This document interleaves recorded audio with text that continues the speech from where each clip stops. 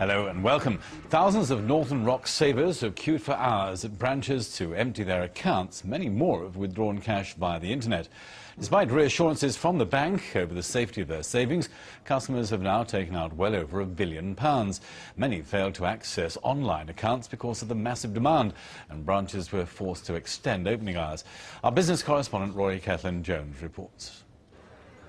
For 36 hours now, they've been told their money is absolutely safe. The Bank of England would not have lent us any money if we were in an unstable financial position. It's as simple as that. They would not. But at branches right across the country, Northern Rock customers have been queuing for hours to take their money out. Everyone from the Bank of England to the Chancellor has been telling them that there's no threat to their savings. But that doesn't appear to have made any impression. The Chancellor has said, don't panic. So did the captain of the Titanic. That went down. I'm not panicking, I'm being totally rational. I'm just moving my money somewhere else. This is also a crisis for internet banking. Miranda Hall has been trying and failing to get access to her Northern Rock online account since Thursday evening. The bank says its website is now working a bit better, but this customer is having second thoughts about banking online. I have no means, absolutely no means, at this moment in time, of accessing my money. And that, for me, is an uncomfortable place to be. Very uncomfortable, actually. So what exactly is happening to Northern Rock's deposits? There's £5.6 billion in branch accounts, about £4 billion on the internet and nearly £10 billion in postal accounts. By last night, around £250 million had been withdrawn from branches, with £750 million gone from online accounts. More withdrawals will be arriving in the post, and of course a lot more money has gone out today. But even in the unlikely event that everyone withdrew their cash, the Bank of England's money should be enough to keep Northern Rock afloat. And tonight the Chancellor weighed in with more assurance.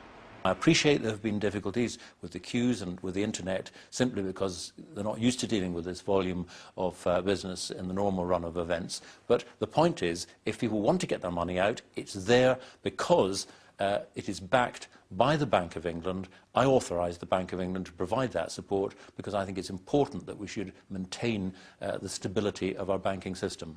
Those who didn't get through the doors today will be back on Monday morning. The staff member was about to put her hand up. Is there as a cut-off point. Anyone behind that member of staff, I'm told, will not be able to be served today. It's shareholders, not savers, who could feel more pain next week. Northern Rock is almost certain to end up in the hands of a bigger bank. But any buyer will only want it at a bargain price. Rory Catlin-Jones, BBC News.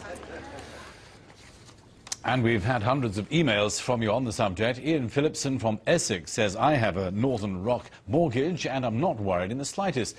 This is a ridiculous panic created by uninformed journalists, and it may end up costing people their jobs and their livelihoods. Lee Brown from Hull says, I'm surprised at the reaction of the public, as the feedback has been that your cash is safe. Once again, our media has created mass hysteria. They're at fault for exacerbating this situation.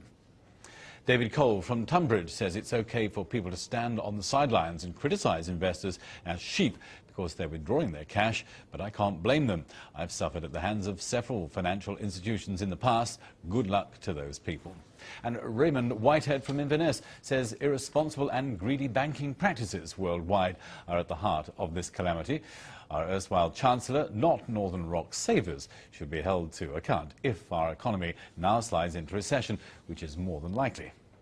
Some of your emails, and you can get much more information, analysis and advice on the crisis at Northern Rock by logging on to a special web page. It's www, of course, and then bbc.co.uk/credit crunch.